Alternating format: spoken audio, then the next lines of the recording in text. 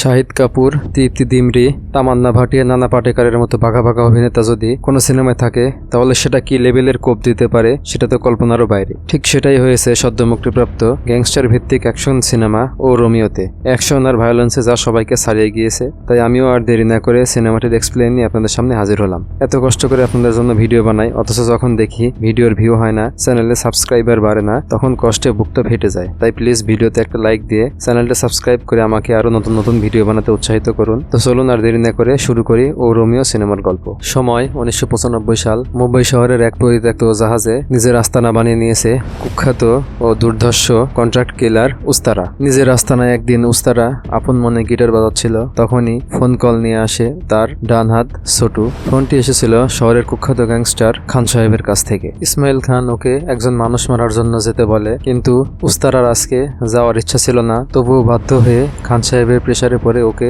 যেতে রাজি হতে হয়। ফোন কেটে দিয়ে ও তো প্রচন্ড রাগে ফেটে পড়ে। আজকে ওর স্যালাদের প্রতি নিষেধ ছিল, যেই কল গলুক না কেন ওকে যেন বিরক্ত করা না হয়। তাই সে প্রচন্ড রাগের মাথায় স্যালাপালাদের গালাগালি করতে থাকে এবং ওদের দিকে বন্দুক তাক করে। ঠিক তখনই সেখানে চলে আসে উস্তারার দাদি। দাদি এসে মনে করিয়ে দেয়, খান সাহেবের বদন্যতেই তুই আজকে এই পর্যায়ে আসিস, নয়তো সেই কবেই তুই ফিনিশ হয়ে যেতি। এরপরে দাদি ধমক দিয়ে উস্তারাকে পাঠিয়ে দেয় খান সাহেবের কাছে। খান সাহেব উস্তারাকে শহরের একজন প্রভাবশালী ব্যক্তিকে মারার জন্য কন্ট্রাক্ট করে, তবে উস্তারা কোনো বন্দুক নেয় না, কেননা তার ভরসা তার হাতে থাকা একমাত্র খুঁটি। শহরের একটা সিনেমা হলে ওই ব্যক্তি তার সঙ্গী সাথী ও বডিগার্ডদের নিয়ে সিনেমা উপভোগ করছিল। ঠিক তখনই সেখানে এন্ট্রি নেয় উস্তারা। উস্তারাকে দেখে ওই বডিগার্ড গুলা ওকে থামানোর চেষ্টা করে। উস্তারা বডিগার্ডদের অস্ত্র দিয়েই ওদেরকে একে একে কচু কাটা করতে থাকে। এক পর্যায়ে বডিগার্ডদের শেষ করে ও যখন টার্গেটকে খতম করতে যাবে, ঠিক তখনই একদল লোক ওকে ঘিরে ধরে এবং একেবারে কোণঠাসা করে ফেলে। কিন্তু উস্তারা তো আজকে আছে ভয়ঙ্কর মোডে। সে তার হাতের খুরের সাহায্যে একে একে সবাইকে বিভৎস রকম ভাবে মারতে থাকে। গার্ডদের মেরে উস্তারা যখন টার্গেটকে খুঁজছিল, ঠিক তখনই পিছন থেকে ওই লোকটি উস্তারার মাথায় আঘাত করে মাটিতে ফেলে দেয়। ঠিক তখনই একটা গুলির আওয়াজ হয় আর দেখা যায় খান সাহেব ওখানে এন্ট্রি নিয়েছেন। খান সাহেব এসে বলে, সবসময় কেন আমাকেই তোকে বাঁচানোর জন্য আসতে হয়? এবং গুলিতে ওই লোকটি তখনও পুরোপুরি মারা যায়নি, তাই উস্তারাকেই ওকে ফিনিশ করার জন্য হুকুম করে। তবে উস্তারা টাকা ফেরত দিয়ে বলে, আপনি ওকে শেষ করুন। এ সময় ওদের দুজনের মধ্যে একটু তর্ক বিতর্ক সৃষ্টি হলে লোকটি এই সুযোগে পালিয়ে যাওয়ার চেষ্টা করে। তখন খান সাহেব গুলি করে ওই লোকটিকে শেষ করে দেন। এরপরে খান সাহেব উস্তারাকে হুঙ্কার দিয়ে বলে, তুই আজ পর্যন্ত একটা কাজও সঠিকভাবে সম্পন্ন করতে পারিস না, প্রতিবার আমাকে গিয়ে ব্যাকআপ দিতে হয়। মনে রাখিস, তুই যখন বিপদে পড়েছিলি আমি তোকে বিপদ থেকে উদ্ধার করেছিলাম, তাই আমি তোর বাপ, আমি যা বলবো তোকে তাই শুনতে হবে। এটা শুনে প্রচন্ড রেগে মেগে উস্তারা তার আস্তানায় ফিরে আসে এবং ছোটুকে বলে, আমরা আর এই জগতে থাকবো না, সবকিছু গুছিয়ে ফিজিতে চলে যাব এবং দাদিকেও সঙ্গে নিয়ে যাওয়ার প্ল্যান করে। এই বলে নিজের কামরায় প্রবেশ করে দেখে ওর ঘরের মধ্যে অনিন্দ সুন্দরী একটা নারী বসে আছে। আসলে উস্তারা একটু চারিত্রিকভাবে নারী লোভী। এক একদিন সে এক একটা মেয়ের সঙ্গে সময় কাটায়, তাই ভেবেছিল এই মেয়েটাও আজকে ওর সঙ্গে সময় কাটাতে এসেছে। মেয়েটি উস্তারাকে সরাসরি প্রশ্ন করে, একজনকে মারার জন্য আপনি কত টাকা করে নেন? মেয়েটির নাম ছিল আফসা। আফসার মুখে এই প্রশ্ন শুনে উস্তারা কিছুটা অবাক হয় এবং হেসেও ফেলে। হাসতে হাসতে বলে, তোমার জন্য তো আমি ফ্রিতেও করে দিতে পারি। আফসা বলে, একজনকে নয় 4 জনকে মারতে হবে। এই বলে সে একে একে নামগুলো বলা শুরু করে। নামগুলো শুনে তো উস্তারার রক্ত হিম হয়ে যায়, কেননা তারা প্রত্যেকে ছিল শহরের প্রভাবশালী ব্যক্তিবর্গ। ব্যক্তিগুলো হলো গ্যাংস্টার জালাল, ইন্সপেক্টর পাথারি, আনসারি ও শঙ্কর। উস্তারা অবাক হয়ে প্রশ্ন করে, জালাল না হয় গ্যাংস্টার ঠিক আছে, কিন্তু বাকি 3 জন কি করেছে যে ওদেরকে মারতে হবে? আফসা উত্তর দেয়, বাকি 3 জনও জালালের হয়ে কাজ করে। এরপরে সে উস্তারাকে উদ্দেশ্য করে একটা রহস্যময় প্রশ্ন ছুড়ে দেয়, আপনি এই 4 জনকে মারার জন্য মোট কত টাকা নেবেন? উস্তারা তখন ডান হাত ছোটুকে ডাক দিয়ে বলে, আচ্ছা বলতো এই 4 জনকে মারার জন্য আমরা কত টাকা নিতে পারি? এটা শুনে ছোট অবাক হয়ে বলে, বস আপনার তো এই মেয়ের সঙ্গে ফুর্তি করার কথা ছিল, এর বদলে এই মস্কারা করছেন কেন? এরপরে ও একটা লিস্ট চেক করে বুঝতে পারে আজকে ওর কাছে যে মেয়েটা আসার কথা ছিল সে না এসে অন্য কেউ চলে এসেছে এবং এজন্য প্রচন্ড রেগে যায় ও এজন্য আফসাকে জেরা করা শুরু করে। তুমি কোথা থেকে আমার এই আস্তানার সন্ধান পেলে বলো? আফসা ঠান্ডা মাথায় বলে, আমি আমার এক ফুপুর কাছ থেকে এই তথ্য জেনেছি যে আপনি ভাড়ায় মানুষ খুন করার কাজ করেন। তবে উস্তারা সরাসরি এটা অস্বীকার করে এবং আফসাকে আস্তানা থেকে বের করে দেয়। আফসা যাওয়ার পরে সে তো প্রচন্ড রেগে গিয়ে চেলাপেলাদের উপরে মারধর শুরু করে আর গালাগালি করতে থাকে। পরদিন সকালবেলা উস্তারা ঘুম থেকে উঠে ডেরার বাইরে এসে দেখতে পায় আফসা তখনও বাইরে ওর জন্য ঠাই দাঁড়িয়ে আছে, যেন সে উস্তারা সাহায্য না পাওয়া পর্যন্ত এখান থেকে এক বিন্দুও লড়বে না। এরপরে ও একটা ফোন কল পেয়ে চলে যায় লোকাল সকাল একটা বারে গিয়ে সেখানকার ডান্সার জুলির সঙ্গে উদ্দাম নাচাগানা করে আবারও সে আস্তানায় ফিরে আসে, কিন্তু এসে দেখে আফসা তখনও তার জন্য সেখানে ঠায় দাঁড়িয়েই আছে। আফসার এই নাছরবান্দা চেহারা দেখে উস্তারা অবশেষে হার মেনে নেয় এবং আফসাকে ভিতরে প্রবেশ করায়। আফসা ভিতরে এসে ওর ব্যাগ থেকে অনেক স্বর্ণালঙ্কার বের করে এবং সেগুলো উস্তারাকে দিয়ে ওই চারজনকে মারার জন্য হায়ার করতে চায়। উস্তারা আফসাকে সতর্ক করে দিয়ে বলে, দেখো তুমি কিন্তু আগুনে ঝাঁপ দিতে যাচ্ছ, তুমি যাদের নাম নিয়েছো ওরা যদি বিন্দুমাত্র জানতে পারে যে কেউ ওকে মারার জন্য কন্ট্যাক্ট নিয়েছে তাহলে ওরা আমাদের দুজনকেই কেটে টুকরো টুকরো করে দেবে, তাই এখনো সময় আছে, নিজের ভালো চাও তো এখনো চলে যাও। কিন্তু আফসা তো একদম নাছরবান্দা, উস্তারার কোনো কথাই ওর কানে ঢুকছে না। আফসা তখন উস্তারার বন্দুক দেখিয়ে বলে, আমি এটি কিনে নেব, আপনি কি আমাকে চালানো শেখাবেন? উস্তারা তখন শয়তানের হাসি হেসে বলে, এর বিনিময়ে তুই আমাকে কি দিবি? আফসা উত্তর দেয়, আপনি যা চাবেন তাই। উস্তারা এবার মনের শয়তানি আর লুকিয়ে রাখতে পারে না, সরাসরি বলে, এর বিনিময়ে তোকে আমার সঙ্গে শুতে হবে, তুই কি রাজি? এটা শুনে আফসা কিছুটা স্তব্ধ হয়ে যায় এবং ঠাই দাঁড়িয়ে থেকে আস্তে আস্তে জবাব দেয়, হ্যাঁ আমি এর বিনিময়ে আপনার সঙ্গে শুতেও রাজি আছি। আফসার এই অসহায় আত্মসমর্পণ দেখে উস্তারা কিছুটা হতভাগ হয়ে যায় এবং ওকে বলে, অনেক নাটক হয়েছে, কেউ তোকে খুবলে খাওয়ার আগেই এখান থেকে চলে যা, ভালো চাসতো। আফসা তখন হতাশ মনে বাড়িতে ফিরে আসে। এরপরে ওড়না দিয়ে ফাঁসির দড়ি বানিয়ে তার সামনে গিয়ে দাঁড়ায়, চোখে মুখে তার রাজ্যের অন্ধকার। এরপরেই শুরু হয় তার জীবনে ঘটে যাওয়া ভয়ঙ্কর স্মৃতিগুলোর ফ্ল্যাশব্যাক। স্কুল জীবনে আফসা একটা ছেলেকে প্রচন্ড ভালোবাসতো, ছেলেটিও ওকে অনেক ভালোবাসতো। এরপরে ওরা কলেজে ভর্তি হয়, তখনও ওদের মধ্যে গভীর সম্পর্ক চলতেই থাকে। আফসার বাবা ছিল একজন ক্লাসিক্যাল সিঙ্গার। আফসাও বাবার কাছে ক্লাসিক্যাল মিউজিক সম্পর্কে অনেক কিছুই শিখেছে। তাদের বাড়িতে ছোটখাটো গানের আসর হতো, মেহবুব ভক্তবেশে সেখানে এসে গান উপভোগ করত। তবে একদিন আফসার বাবা মায়ের কাছে ওদের প্রেমের সম্পর্ক ধরা পড়ে যায় এবং দুজনকেই অনেক ঝাড়ি খেতে হয়। এরপরে মেহবুব আফসার বাবার কাছে সরাসরি আফসাকে বিয়ে করার প্রস্তাব দেয়, তবে আফসার বাবা জানায় ভালো কোনো চাকরি না পেলে মেহবুবের সঙ্গে ওনার মেয়ের বিয়ে দিবেন না। কয়েক মাস পরে মেহবুব একটা ভালো অঙ্কের বেতনের চাকরি পায় এবং আফসার পরিবারের কাছে বিয়ের প্রস্তাব নিয়ে আসে। এবার আর ওকে ফেরত দেয় না। মহা ধুমধাম করে মেহবুব ও আফসার বিয়ে সম্পন্ন হয়। ওরা মেহবুবের চাকরিস্থলের শহরে বাসা ভাড়া করে থাকতে থাকে। এরকমই এক রাতে দরজায় কেউ নক দিলে আফসা দরজা খুলে দেখে গুরুতর আহত মেহবুবকে দুজন লোক ধরাধরি করে বাসায় নিয়ে আসছে। রক্তাক্ত মেহবুবকে দেখে আফসা একেবারে স্তব্ধ হয়ে যায়, কিছুই বুঝে উঠতে পারে না কি থেকে কি হয়েছে। লোক দুজন ছিল গ্যাংস্টার শঙ্করের। ওরা বলা বলি করে জালালের হয়ে কাজ করার সময় মেহবুব মারাত্মক রকম আহত হয়েছে। ওদের সঙ্গে একজন ডাক্তারও এসেছিল, উনি ঘরে মেহবুবের ট্রিটমেন্ট করেন। এরপরে লোক দুজন আফসাকে বেলকনিতে নিয়ে গিয়ে বাইরে দাঁড়িয়ে থাকা শঙ্করের সঙ্গে পরিচয় করিয়ে দেয়। সবাই চলে গেলে আফসা মেহবুবের কাছে বসে কান্নায় ভেঙে পড়ে। পরদিন সকালবেলা মেহবুবকে আফসা প্রশ্ন করে, কি হয়েছে, তুমি আমাকে সব খুলে বলো। মেহবুব তখন বলে, জানোই তো বর্তমান সমাজে ভালো বেতনের চাকরি খুঁজে পাওয়া কত দুষ্কর, তাই আমি জালালের হয়ে কাজ করছি। জালাল আসলে সুপারির ব্যবসা করে না, ও একজন বড় মাপের গ্যাংস্টার আর আমি তার টাকা পয়সার হিসেব রাখি। একটা গ্যাং ওয়ারে ওদের মাঝে পড়ে গিয়ে আমি মারাত্মক রকম আহত হই। সবকিছু শুনে আফসা কান্না করতে করতে বলে, তুমি আজকেই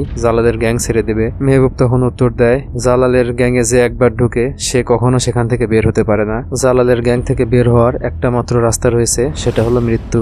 তবে ওর কোনো কথাই শুনে না আফসা, বলে তোমার হাতে দুইটা অপশন, হয় জালালের গ্যাং নয়তো আমি। নাছরবান্দা আফসাকে তখন মেহবুব বলে, আচ্ছা ঠিক আছে, আমি জালাল ভাইকে বুঝিয়ে বলার চেষ্টা করব। পরদিন সকালবেলা মেহবুব আফসাকে বলে, আজকেই আমি জালাল ভাইয়ের গ্যাং ছেড়ে আসবো।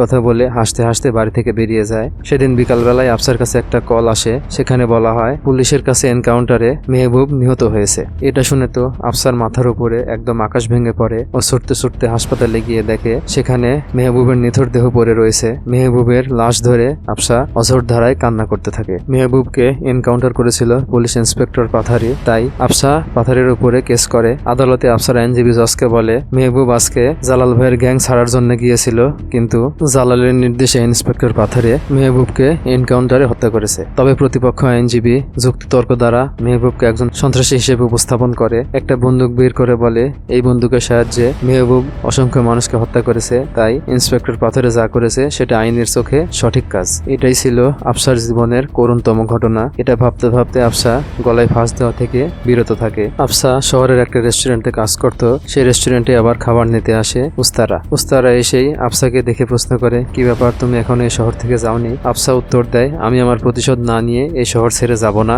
এরপরে ওদের দুজনের মধ্যে অনেক কথা হয়। উস্তারা রেস্টুরেন্টে খাবার অর্ডার করে। খাবারের পার্সেলটা নিয়ে আফসা উস্তারার গাড়ির ডিক্কিতে রাখতে যায় এবং সেখানে একটা বন্দুক দেখতে পায়। বন্দুক দেখেই ওর মাথায় একটা আইডিয়া আসে এবং চুপিসারে ধরে বন্দুকটি লুকিয়ে নিজের কাছে নিয়ে নেয়। পরদিন সকালবেলা আফসা ইন্সপেক্টর পাথারিকে ফলো করে একটা রেস্টুরেন্টে চলে আসে এবং বন্দুক নিয়ে ওকে মারার সুযোগের অপেক্ষায় বসে থাকে। পাথারি একজন ঘটকের সঙ্গে ওর বিয়ের সম্পর্কে আলোচনা করছিল। পাথারির সঙ্গে সেখানে আনসারিও উপস্থিত ছিল। আসলে আফসা শুধুমাত্র পাথারিকে টার্গেট করে এসেছিল, কিন্তু দুজনকে একসঙ্গে দেখে ও ঘাবড়ে যায়। ঘটকের সঙ্গে কথাবার্তা সেরে পাথারি ও আনসারি যখন রেস্টুরেন্ট থেকে বেরিয়ে যাচ্ছিল, আফসা তাড়াহুড়া করে উঠতে গিয়ে একজন ওয়েটারের সঙ্গে ধাক্কা খায়। শব্দ শুনে ওরা দুজন পিছনে তাকালে খুব দ্রুত আফসা ওর মুখ লুকিয়ে ফেলে। এরপরে পাথারি রেস্টুরেন্ট থেকে চলে যায়। তবে আনসারি ওয়াশরুমে প্রবেশ করলে আফসা ওকে ফলো করে ওয়াশরুমে যায় এবং পিছন থেকে ওর দিকে বন্দুক তাক করে। আয়নায় বন্দুক হাতে আফসাকে দেখে তো আনসারি প্রচন্ড ভয় পেয়ে যায় এবং ওকে প্রশ্ন করে, কে আপনি, কেন আমার দিকে বন্দুক তাক করেছেন? আফসা তখন বলে, আমি সেই মেহবুবের বিধবা স্ত্রী যাকে আপনারা এনকাউন্টারে হত্যা করেছিলেন। এটা শুনে তো আনসারি প্রচন্ড ভয় পেয়ে যায়। তবে বন্দুক থাকলেও আফসা তো সেটা চালানো জানতো না, তাই সুযোগ বুঝে আনসারি ওকে ধাক্কা মারে এবং দুজনের মধ্যে ধস্তাধস্তি শুরু হয়। এক পর্যায়ে আনসারি বন্দুকটি হাতে নিয়ে নিলে আফসা যান বাঁচাতে দৌড়াতে থাকে আর আনসারি ওকে পিছন থেকে গুলি করা শুরু করে। একটা গুলি গিয়ে ওর পিঠে লাগে এবং আফসা মুখ থুবড়ে মেঝেতে পড়ে যায়। আনসারি তখন ওর মুখের দিকে বন্দুক তাক করে বলে, তুইও এবার তোর স্বামীর কাছে চলে যা। ঠিক তখনই উস্তারা সেই রেস্টুরেন্টে চলে আসে এবং আনসারিকে খুরের সাহায্যে বীভৎসভাবে হত্যা করে। এরপরে দ্রুত বেগে আফসাকে নিয়ে যায় ওর নিজের আস্তানায় এবং এরপরে একজন ডাক্তার এসে আফসার শরীর থেকে বুলেটটি বের করে। গুলিটা বের করে আফসা এ যাত্রায় প্রাণে রক্ষা পায় আর উস্তা এটা দেখে স্বস্তির নিঃশ্বাস ফেলে। এরপরে রুম থেকে উস্তা বাইরে বেরিয়ে আসলে ছোটু বলে, কত সুন্দর আমাদের একটা প্ল্যান ছিল, শহর থেকে সুপিসারে বেরিয়ে যেতাম, শান্তির জীবনযাপন করতাম, কিন্তু আপনি দিলেন তো সেটাতে পানি ঢেলে। এখন আমাদেরকে মুম্বাই শহরেই পুড়ে মরতে হবে। তবে ওর কথায় উস্তারা বিন্দুমাত্র ভ্রুক্ষেপ করে না।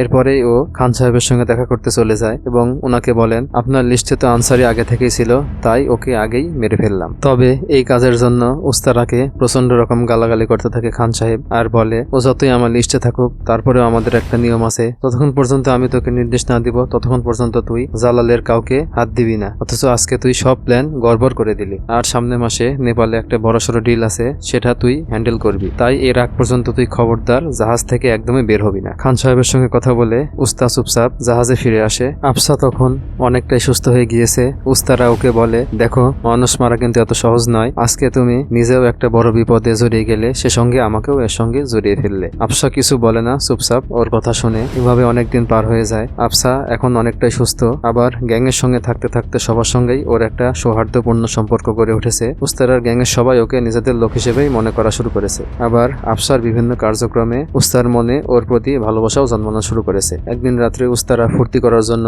দুজন বিদেশি মেয়েকে নিয়ে আসে। পাশের রুমে ওদের ফুর্তি করার শব্দ শুনে আফসার একদমই ঘুম আসছিল না, তাই সে রুম থেকে বের হয়ে পাশে গিয়ে আপন মনে গান গাইতে থাকে। আফসার গান শুনে উস্তারা রুম থেকে বেরিয়ে আসে এবং পাশে এসে বলে, বাহ, তুমি তো অনেক সুন্দর গান গাও। আফসা জবাব দেয়, আমার বাবা ছিলেন একজন ক্লাসিক্যাল সিঙ্গার, তার কাছ থেকেই আমি গান শিখেছি। এরপরে ওরা দুজন নিজেদের জন্মস্থান ও অতীত নিয়ে গল্প করা শুরু করে। আফসা জিজ্ঞেস করে, আচ্ছা তোমার নাম উস্তারা হলো কিভাবে? ও তখন বলা শুরু করে, ছোটবেলায় আমার বাবাকে একজন ডন হত্যা করেছিল, তাই আমি লখনৌ শহরে কাজ করতে করতে ওর জন্য অপেক্ষা করতে থাকি এবং একদিন সুযোগ বুঝে এমন ভাবে ওই ডনকে মারি যে পুরো এলাকা জুড়ে আমার মারপিটের সুনাম বয়ে যায় এবং এলাকাবাসী আমার নাম দেয় উস্তারা। উস্তারার কথা শুনে আফসা বলে, আমার প্রতিশোধ নেওয়া সম্পন্ন হয়েছে, আমি আগামীকালকে এখান থেকে চলে যাব। তবে উস্তারা বলে, তোমার প্রতিশোধ নেওয়া কখনোই শেষ হবে না, তুমি এই জালেই আটকে পড়ে গিয়েছো। আফসাকে গান গাইতে বলে সে সেখান থেকে চলে যায়। পরদিন সকালবেলা খান সাহেব উস্তারাকে ফোন করে বলে, আগামী সপ্তাহে কিন্তু নেপালে জালালের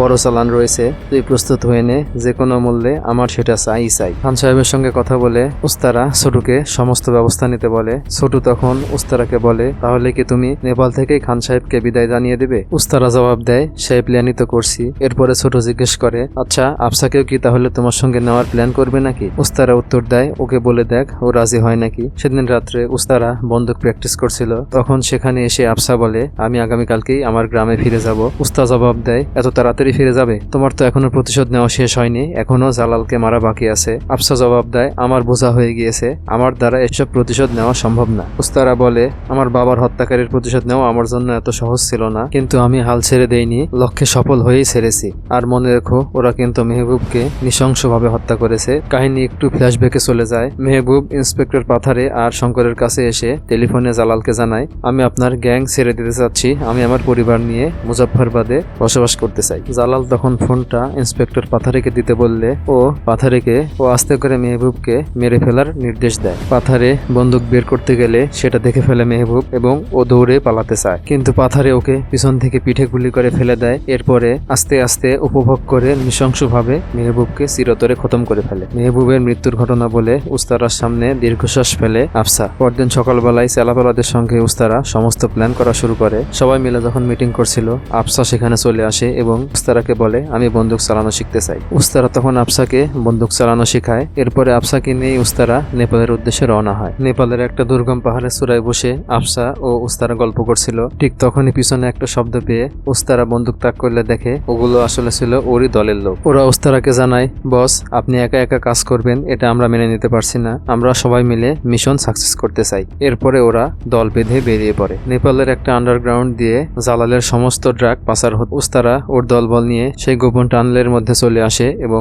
জালালের লোকদেরকে জিম্মি করে সমস্ত ড্রাগ ছিনিয়ে নেয়। জালালের লোকজন ওদের কাছে সব ফেলে দৌড়ে পালিয়ে যায়। ঠিক তখনই একটা গাড়ি চলে আসে ওদের সামনে। গাড়ি থেকে একদল মাস্ক পরা লোক নেমে আসে। গ্যাস মাস্ক পরা লোকগুলো এসেই ওদের দিকে চেতনানাশক গ্যাস ছুটতে থাকে। এটা দেখে মাল ফেলেই উস্তারা ওর লোকজনকে নিয়ে পালিয়ে যেতে চায়, তবে অপর পাশ থেকে ওদের আটকে ফেলা হয় এবং গ্যাস দিয়ে সবাইকে একদম বেহুশ করে ফেলে। এরপরে জালালের লোকজন ওর উপরে উল্টোপাথারি গুলি বর্ষণ করা শুরু করে। এতে উস্তারার অনেকজনই নিহত হয়। উস্তারা সহ ওর গ্যাংয়ের কয়েকজনকে বন্দী করা হয়।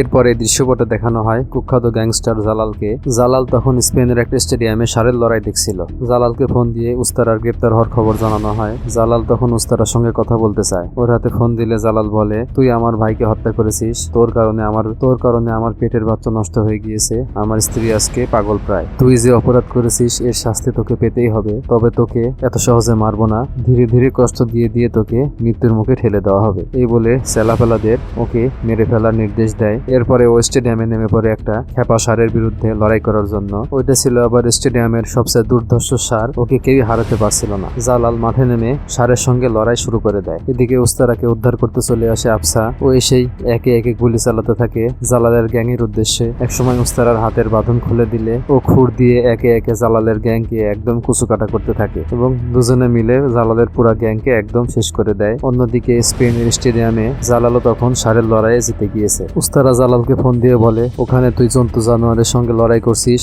আর এদিকে আমি তোর সমস্ত পোষা জানোয়ারকে মেরে শেষ করে দিয়েছি। এটা শুনে তো জালাল একদম রাগে ফেটে পড়ে। এরপরে উস্তারা ওর চেলাপেলাদের মধ্যে যারা মারা গিয়েছে তাদের শেষকৃত্য সম্পন্ন করে কান্নায় ভেঙে পড়ে। এরপরে উস্তারা একটা স্থানে এসে বসলে আফসা পাশে এসে বলে, তুমি আমার হয়ে প্রতিশোধ নেওয়ার জন্য এই প্ল্যানটা সাজিয়েছিলে তাই না? উস্তারা উত্তরে কিছু না বললে আফসা ওর মাথায় হাত দিয়ে বলে, আমার জন্য তোমাদেরকে বিপদে পড়তে হলো। উস্তারা উত্তরে জানায়, এছাড়া তো আমাদের হাতে কোনো উপায়ও ছিল না। এই বলে ও আফসার ঘাড়ে মাথা দেয়। তখন আফসার মনে পড়ে মেহবুবের সঙ্গে ওর বিয়ের রাতের কথা। এভাবেই সারা রাত পার হয়ে যায়। উস্তারা ঘুম থেকে উঠে দেখে ও একাই গাছতলায় বসে আছে। আফসা ওর আশেপাশে কোথাও নেই। ছোটুকে বিষয়টা জিজ্ঞেস করলে ছোটু বলে, আফসা এখান থেকে চলে গিয়েছে, সকাল থেকে ওর কোনো খোঁজ পাওয়া যাচ্ছে না। আফসার চলে যাওয়ার কথা শুনেতে উস্তারা একদম স্তব্ধ হয়ে যায়। এতদিন একসঙ্গে থেকে আফসার প্রতি ওর একটা মায়া জন্মে গিয়েছে, তাই সে নেপালে না গিয়ে আবার শহরে ফিরে আসে এবং আফসা যে ঘরে বাস করত সেখানে গিয়ে দেখে ওড়না দিয়ে ফাঁস নেওয়ার দড়ি বানানো। এটা দেখে ও আরো ব্যথিত হয়। এরপরে পুরো শহর তন্ন তন্ন করে আফসাকে খুঁজতে শুরু করে, কিন্তু কোথাও সে আফসার সন্ধান পায় না। উপায় না পেয়ে সে তখন খান সাহেবের কাছে গিয়ে আফসার সমস্ত ডিটেল জানায় এবং খান সাহেবকে অনুরোধ করে যে কোনো মূল্যে আফসাকে খুঁজে বের করার জন্য। একদিকে উস্তারাকে হারিয়ে ফেলা, অন্যদিকে বড় মাপের একটা ড্রাগের চালান হারানোর জন্য জালাল একদম পাগল পারা হয়ে যায়। তাই শঙ্কর ও পাথারেকে ফোন দিয়ে বলে, 3 সপ্তাহের মধ্যে আমার ডাবল মাল লাগবে, কোথা থেকে ম্যানেজ করবি এ ব্যাপারে আমি কিচ্ছু জানি না। ওদের সঙ্গে কথা বলতে বলতে একটা রুমের দিকে তাকিয়ে জালাল লক্ষ্য করে ওর স্ত্রী রাবেয়া দেওয়ালে কিছু একটা আঁকছে। আসলে গর্ভের সন্তান হারানোর পর থেকেই রাবেয়া কিছুটা পাগল পারা হয়ে গিয়েছে। কারোর সঙ্গে একদমই কথাবার্তা কিছুই বলে না, শুধু খেয়াল খুশি মতো দেওয়ালে আঁকাআঁকি করে। এদিকে আফসা হারিয়ে যাওয়ার পরে উস্তারাও একেবারে বিষণ্ণ হয়ে যায়। কোনো কিছুতেই ওর ভালো লাগে না। এই কারণে ওর গ্যাং মেম্বাররা মন ভালো করার জন্য একটা মেয়েকে নিয়ে আসে। ওর সঙ্গেও স্বাভাবিক হওয়ার চেষ্টা করে উস্তারা, কিন্তু একসময় প্রচন্ড রকম কান্নায় ভেঙে পড়ে। এটা দেখে ওর গ্যাংয়ের মেম্বাররা একদম ঘাবড়ে যায়। এভাবে কিছুদিন অতিবাহিত হয়। একদিন খান সাহেব ওকে শঙ্করকে ডেকে নিয়ে যায় এবং পাথারে ও শঙ্করের ছবি দিয়ে বলে, নেপালে মাল হারানোর পর থেকে জালালেদের উপর প্রচন্ড রেগে আছে, এখনই সময় এ দুজনকে একদম খতম করে ফেলতে হবে। একটা ওয়্যার হাউসে জালালের নির্দেশ মতো পাথারে ও শঙ্কর ড্রাগস প্রস্তুত করছিল। ঠিক তখন একটা শর্ট গান নিয়ে সেখানে হাজির হয় উস্তারা। সেখানে গিয়েই উস্তারা একদম পুরা তাণ্ডব লীলা শুরু করে, একে একে গুলি করে পাখির মতো জালালের গ্যাংকে মারতে থাকে। এক গাদা লোক ওর সামনে যেন কিছুই না, একে একে সবাই মারা খেতে থাকে। উস্তারার এই ভয়ঙ্কর রূপ দেখে পাথারে ও শঙ্কর প্রচন্ড ভয় পেয়ে যায় এবং এক ফাঁকে সেখান থেকে পালিয়ে যায়। তবে সেখানে থাকা জালালের গ্যাং মেম্বাররা সবাই উস্তারার হাতে একদম বিভৎস রকম ভাবে শেষ হয়ে যায়। পালিয়ে গিয়েই পাথারে বিষয়টা জালালকে জানায়। সমস্ত ঘটনা শুনে তো জালালের মাথা গরম হয়ে যায় এবং এই রাগ মেটায় স্পেনের একটা লোককে খতম করে। উস্তারা এত বড় তাণ্ডবলীলা চালিয়েছে এটা শুনে তো জালালের প্রচন্ড মাথা গরম হয়ে যায় এবং ওদেরকে বলে, হয় 7 দিনের মধ্যে মালসহ উস্তারাকে আমার হাতে তুলে দিবি, নয়তো তোদের মধ্যে যে কোনো একজন মারা যাবে। এদিকে খান সাহেবকে না জানিয়ে এত বড় অপারেশন চালানোর জন্য উনি উস্তারার উপর প্রচন্ড রেগে যান। রাগের মাথায় বিল্ড দিয়ে উস্তারাকে মারতে থাকে আর বলতে থাকে, তোর জন্য আমরা সবাই বিপদে পড়ে গেলাম, এবং ওকে একটা পাসপোর্ট দিয়ে বলে তুই দ্রুত মুম্বাই ছেড়ে বিদেশে চলে যা। উস্তারা তখন উত্তরে বলে, আফসার খোঁজ পাওয়া গেল কিনা? খান সাহেব জানান, সারা শহর তন্ন তন্ন করে খুঁজেছি, ইন্টেলিজেন্সের সাহায্যে অনেক খোঁজ নিয়েছি, কিন্তু কোথাও আফসার কোনো সন্ধান পাওয়া যায়নি। এই বলে খান সাহেব সেখান থেকে চলে যান। ঠিক তখনই উস্তারা খান সাহেবের ঘরের ডাস্টবিনে ওই চাষির রেস্টুরেন্টের বিরিয়ানির প্যাকেট দেখতে পায় যেখানে আফসা কাজ করত। এরপরে ছোটকে সঙ্গে নিয়ে ওই চাষিকে ফলো করতে থাকে। ওরা দেখতে পায় চাষি খাবার নিয়ে চলে যায় হিন্দুদের একটা ধর্মীয় উৎসবে, যেখানে ওরা দেখা পায় শঙ্করের। একটু পরেই সেখানে গাড়ি নিয়ে চলে আসে ইন্সপেক্টর পাথারে। এরপরে উস্তারা যে দৃশ্য দেখতে পায় এটা দেখার জন্য সে একদমই প্রস্তুত ছিল না, সেজন্য একদম আকাশ থেকে পড়ে। ইন্সপেক্টর পাথারের সঙ্গে গাড়ি থেকে নামে আফসা, তাও আবার পাথারের স্ত্রী হয়ে।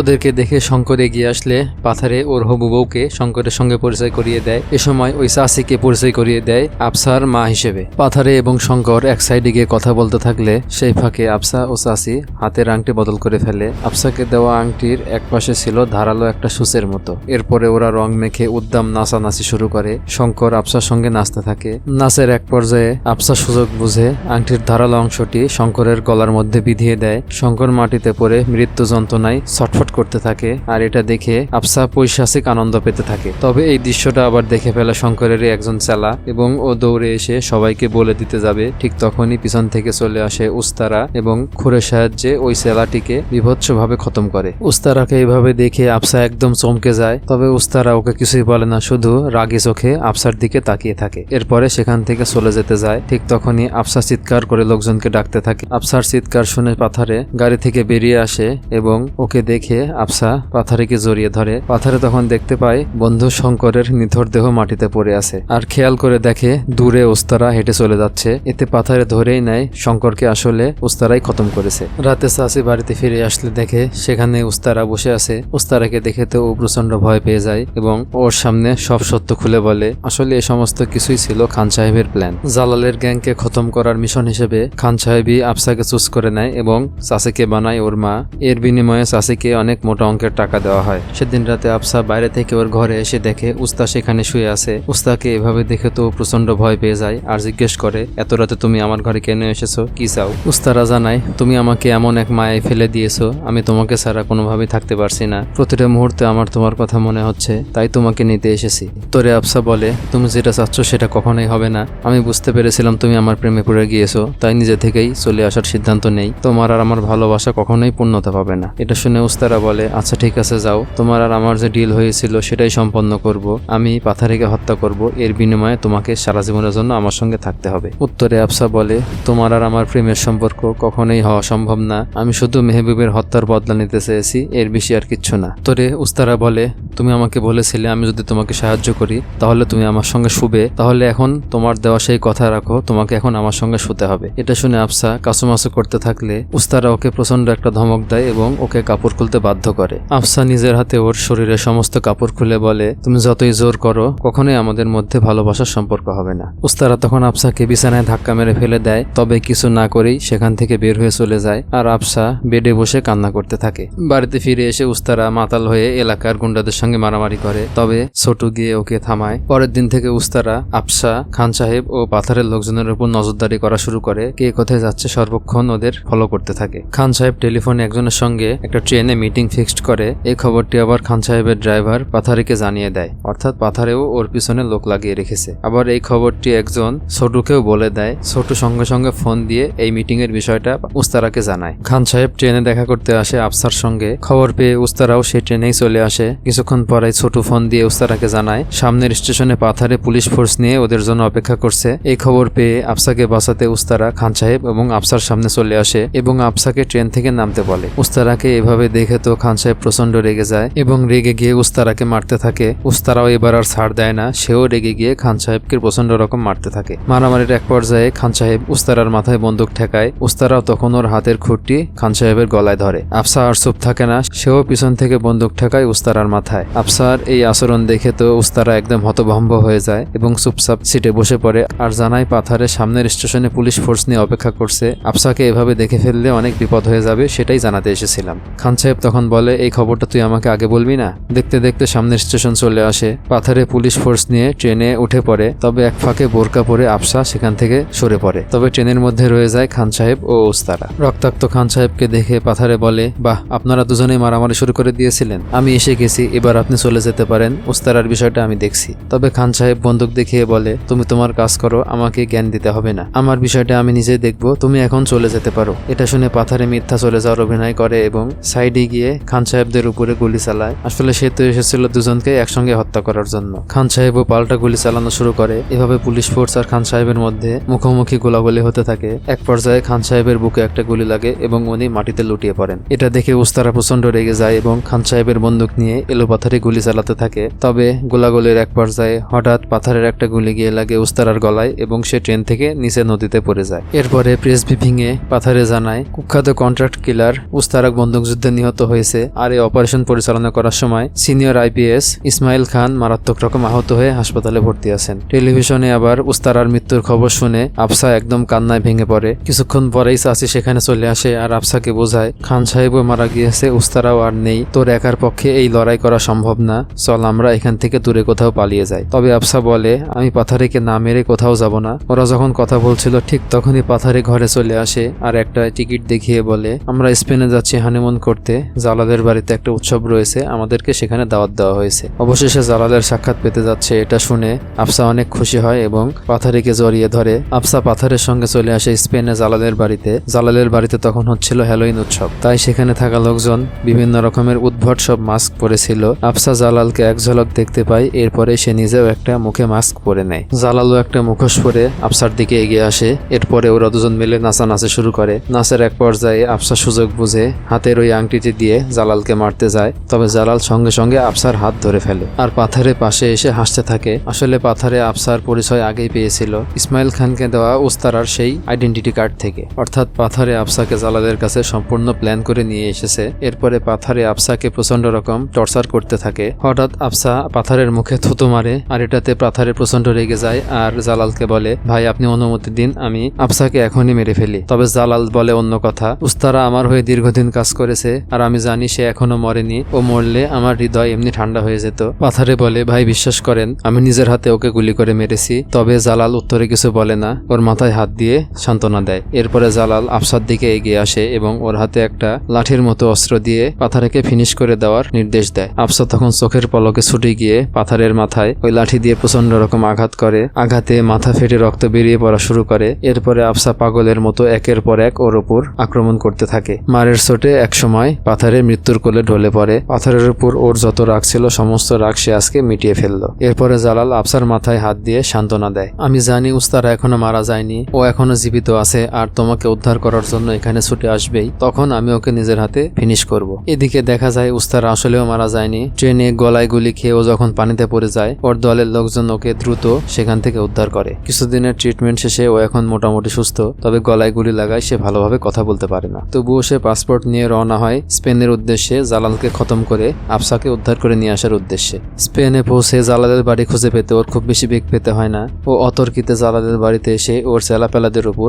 আক্রমণ করা শুরু করে এবং একে একে সবাইকে মারতে থাকে। উস্তারা সবাইকে মারতে মারতে উপরতলায় এসে সাক্ষাৎ মিলে জালালের বউ রাবিয়ার সঙ্গে। ঠিক তখনই কাহিনী আবারও ফ্ল্যাশব্যাকে চলে যায়। রাবিয়াও সে সময় খান সাহেবের গুপ্তচর হয়ে জালালের গ্যাংয়ে কাজ করত। একদিন সে টেলিফোনে জালালের সকল কুকর্মের কথা বলে দেয় খান সাহেবকে। এটা আবার সাইড থেকে শুনে ফেলে জালাল জালালের ছোট ভাই মহসিন। রাবেয়া আবার তখন ছিল সন্তান সম্ভবা। ভাবির এই আসল চরিত্র প্রকাশ পাওয়ায় মহসিন প্রচন্ড রেগে যায় এবং ওকে মারতে থাকে। এক পর্যায়ে রাবেয়া মহসিনের দিকে বন্দুক তাক করে। ওই সময় আবার বাড়িতে ছিল উস্তারা দ্রুত ছুটে এসে জিজ্ঞেস করে কি হয়েছে। মহসিন জানায় রাবেয়া খান সাহেবের হয়ে গুপ্তচরগিরি করছে। এটা শুনে উস্তারাও রাবেয়ার উপর রেগে যায়। রাবেয়া তখন জানায় জালাল আইএসআই এর সঙ্গে হাত মিলিয়েছে, এটা আমি কোনোভাবেই মেনে নিতে পারছি না। এই সময় রাবেয়া ও মহসিনের মধ্যে উত্তপ্ত বাক্য বিনিময় শুরু হয়ে যায়। উস্তারা ওদের দুজনকে শান্ত করতে থাকে আর বলতে থাকে আমরা তো সবাই একই পরিবারের, চলুন আলোচনা করে বিষয়টা সমাধান করি। কিন্তু তর্কাতর্কির এক পর্যায়ে দুর্ঘটনাবশত রাবেয়ার হাতের বন্দুক থেকে একটা গুলি বেরিয়ে যায় আর সেটা গিয়ে আঘাত হানে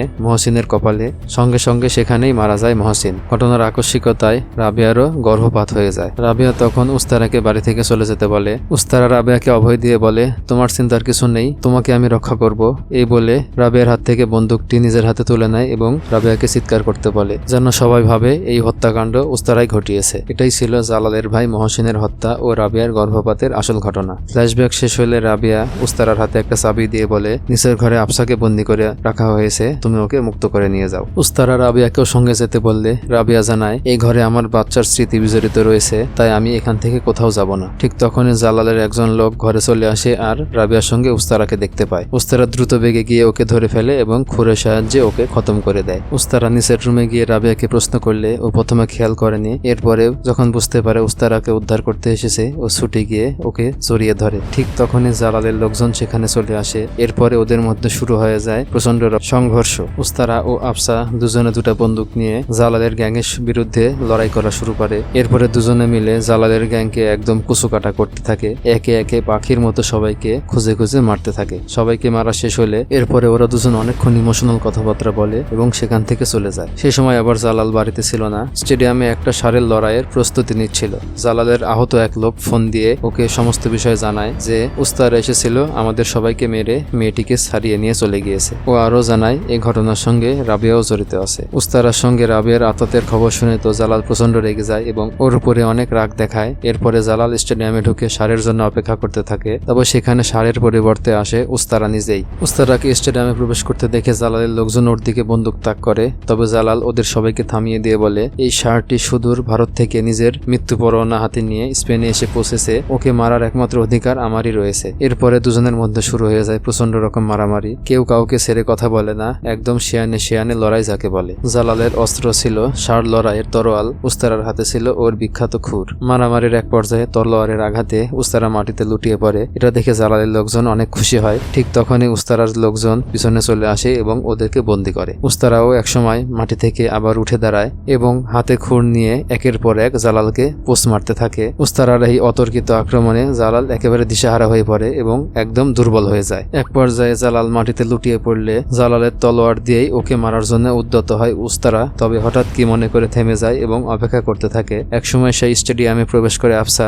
উস্তারা তখন আফসার হাতে ওই তরোয়ালটি উঠিয়ে দেয়। আফসা তখন সেই তলোয়ারের সাহায্যে জালালকে মেরে তার সমস্ত প্রতিশোধ সম্পন্ন করে। জালালের চ্যাপ্টার খতম করার পরে আফসা হু হু করে কাঁদতে থাকে আর উস্তারার প্রতি কৃতজ্ঞতা প্রকাশ করে। ওরা আবার দেশে ফিরে আসে। জীবনের কালো অধ্যায়কে পিছে ফেলে আফসা আবারও নতুন করে জীবন চালানো শুরু করে। বাবার ঐতিহ্য ধরে রেখে বাড়িতেই গানের ক্লাস খুলে এবং ছাত্রছাত্রীদেরকে ক্লাসিক্যাল গান শেখায়। আফসার সেই গানের ক্লাসে আবার উপস্থিত হয় উস্তারা ও তার ছেলাপেলা। আফসার গানের ক্লাস শেষে উস্তারা রাতে হাসপাতালে গিয়ে খান সাহেবের সঙ্গে দেখা করে। আপনার শেষ টার্গেট জালালকেও আমি খতম করে দিয়েছি, এবার আপনি শান্তিতে ঘুমাতে পারেন। তবে খান সাহেব বলে এক জালালকে শেষ করলেও জালালের মতো এরকম হাজার হাজার খুনি সন্ত্রাসী দেশে বিচরণ করছে, তাদেরকে শেষ না করা পর্যন্ত তোমার কোনো মুক্তি নেই। খান সাহেবের মুখে এই কথা শুনে উস্তারা ওনাকে একটা গালি দেন আর এভাবে শেষ হয় ও রোমিও সিনেমাটি। তো গাইজ, কেমন লাগলো ও রোমিও সিনেমার এক্সপ্লেন তা অবশ্যই কমেন্টে জানাবেন। আর নতুন নতুন সব সিনেমার এক্সপ্লেন পেতে চ্যানেলটি সাবস্ক্রাইব করে নেবেন। আমি শীঘ্রই নতুন কোনো ভিডিও নিয়ে আপনাদের সামনে হাজির হব। তো সেই পর্যন্ত সকলে ভালো থাকবেন, দেখা হবে নতুন কোনো ভিডিওতে।